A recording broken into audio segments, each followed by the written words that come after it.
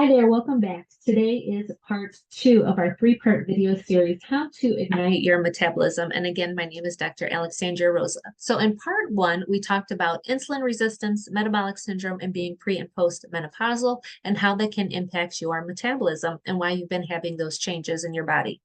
Today, we're going to dive into stress, hormones, and adrenal glands and how to support yourself naturally, the role that they play, and how we can support ourselves to heal naturally in these areas.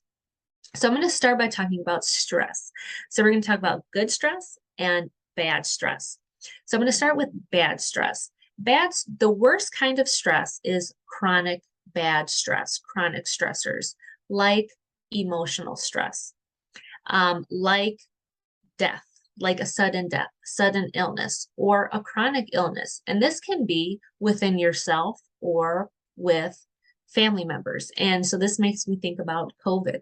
And COVID really affected us all spiritually, physically, emotionally. It affected all the areas. And that's why we cannot separate the holistic part of healing. We can't separate the physical from the emotional or the spiritual. They are all connected. And COVID really brought that out and brought that to light. And so much of my practice, I have always based around all of that because I know the connection between healing and our emotional and our spiritual health. And so if we are chronically stressed out emotionally, chronically stressed out with illnesses, with our own, with somebody else's, that just has such a huge toll on our overall health and healing. Stressors like food and diet, a bad food, poor diet, that can really impact our overall health. We can look at routines and habits. Are you getting enough sleep? Are you exercising? Those things done chronically, poorly are going to negatively affect your life. So really need to look at changing those habits and those routines. Chronic inflammation is another stressor on our bodies, and people are chronically inflamed for various reasons. We kind of talked about some of those in the first part of this video series, but oftentimes the treatment for chronic inflammation is prednisone or a medication. And all those really do is just temporarily fix what is really the driving cause behind it. And prednisone in itself just has a lot of side effects that are not very pleasant because they really interact with the hormones in your body, and you can feel sweaty, you can feel tired, nauseous, jittery. It impacts your healing ability. It just is not a good medication overall. It has its time and its place, but if you are a person who finds themselves chronically inflamed, chronically on prednisone or some type of medication like that, an anti-inflammatory, then we really need to get a little bit deeper to the root cause of why am I so inflamed all the time, okay? So that's a little bit about bad stress. Chronic bad stress does nobody any good, just leads to a lot of problems. So what about good stress? Good stress is intermittent, periodic, stressful episodes that happen to your body. And we can break these down into a couple different areas. Exercise is one really great example of a good stress to put your body under. For a short period of time, you are stressing your body out, and then you stop. So exercise is a really great stressor for your body.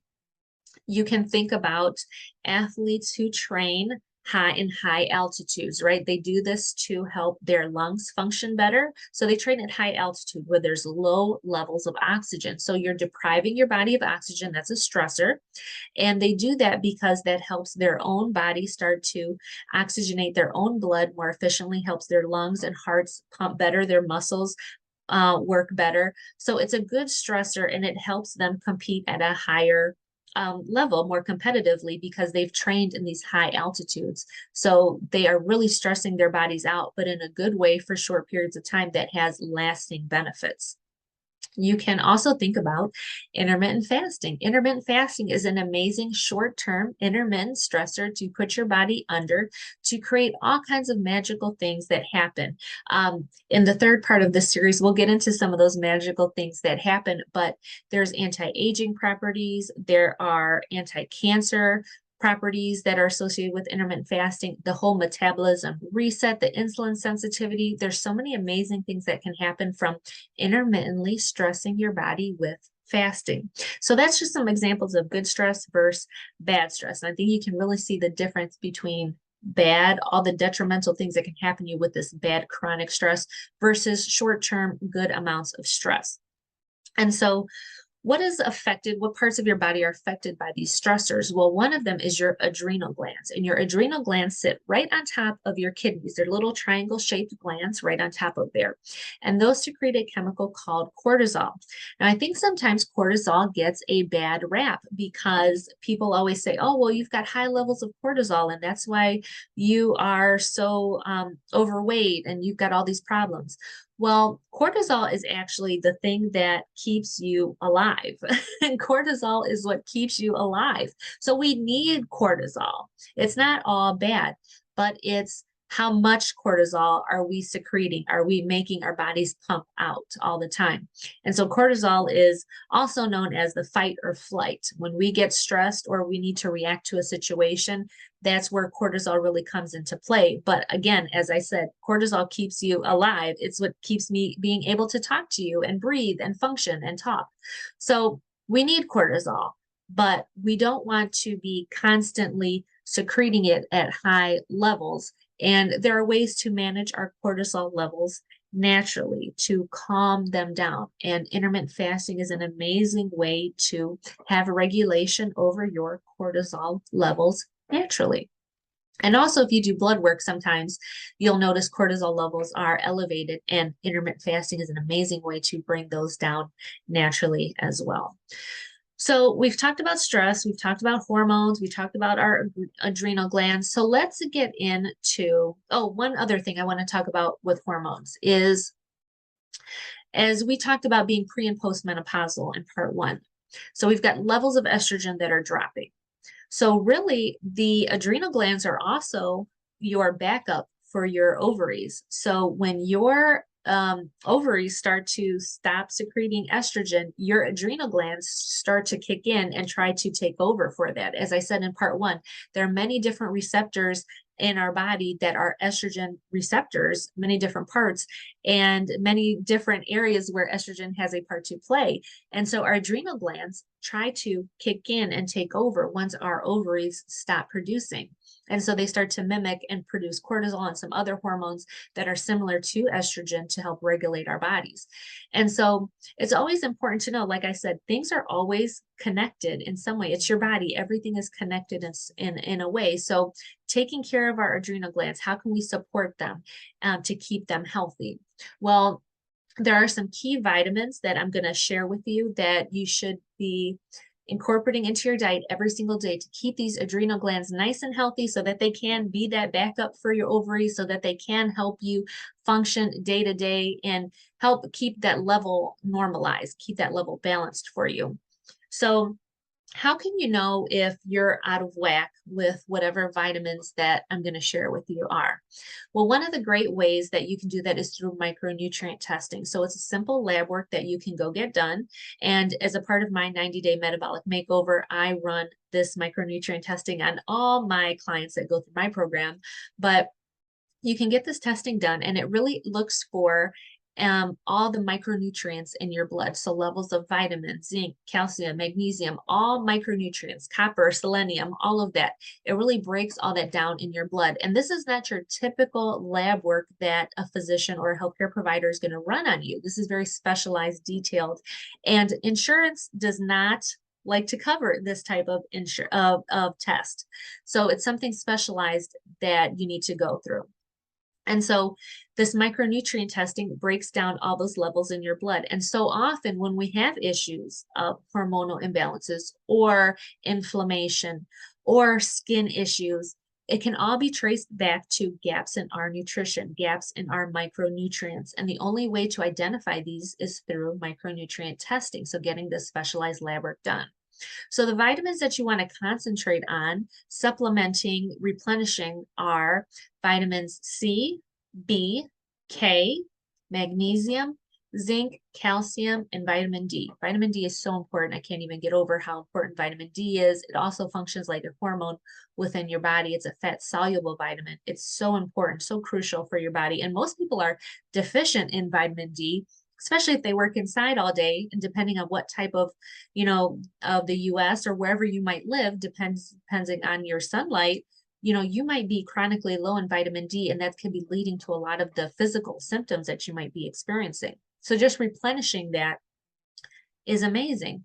So we can replenish our different vitamins through our diet, right? We can eat better.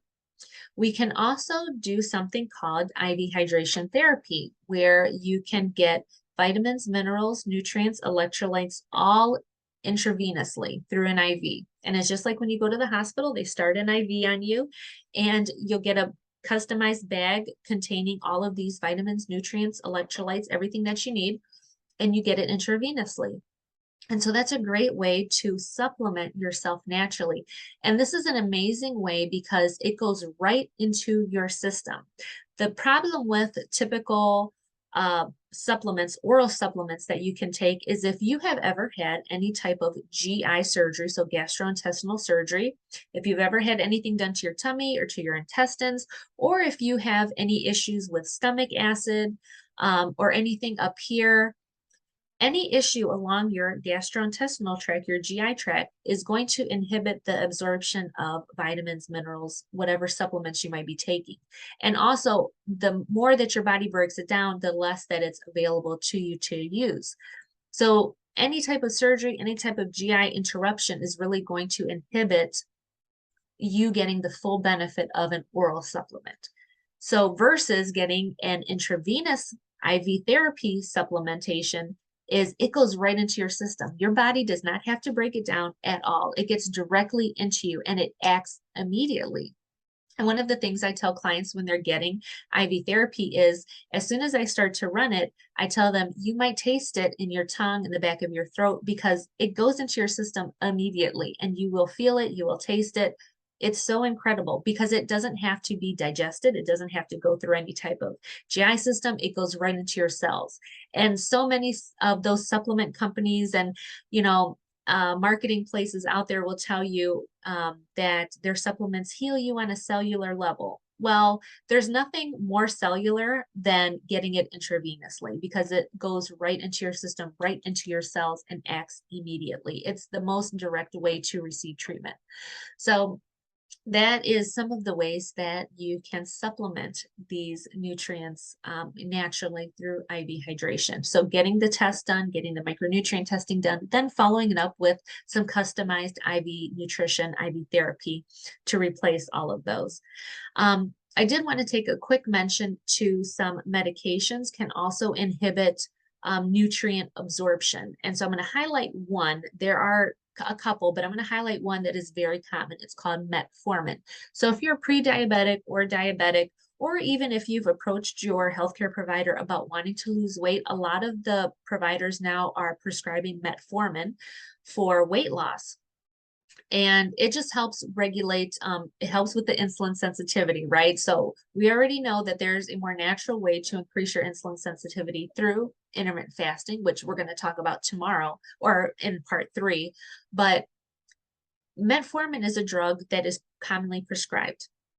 The issue with metformin, though, is that it has some liver toxicity, and it also can lead to chronic fatigue syndrome. It can naturally deplete your body of vitamin B.